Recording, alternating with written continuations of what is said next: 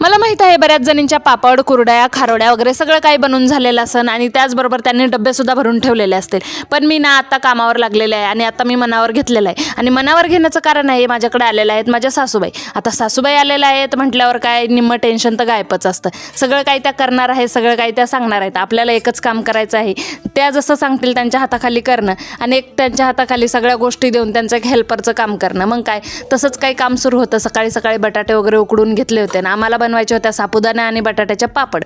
म्हणूनच काय सासूबाई सांगतील तसं मी त्यांच्या हाताखाली करत होते.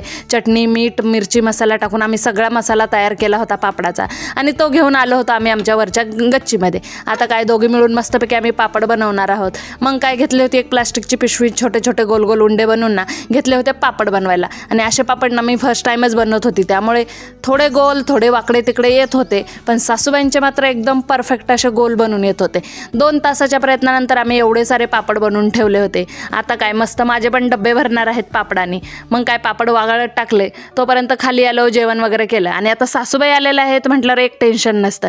भाजी साफ करणे, दळण करणे हे कामं काय आपल्याला करायची गरज लागत नाही. सासूबाई बसल्या बसल्या सगळं करतात. इथं त्या दळण करत होत्या आणि मी बसले होते त्यांच्याजवळ. मग केलेलं आयतं दळण घेऊन गिरणीमध्ये घेऊन गेले आणि गिरणीत ठेवून आले. त्याचबरोबर माझे कामही सुरू होते, हे ऑर्डरचे साईड बाय साईड सुरू होते. नंतर आठवलं अरे आपले पापड तर गच्चीवरच राहिलेत. मग काय पापड काढून आणले आणि संपवलं. असा काय आजचा दिवस. भेटूया उद्याच्या व्हिडिओमध्ये. बाय.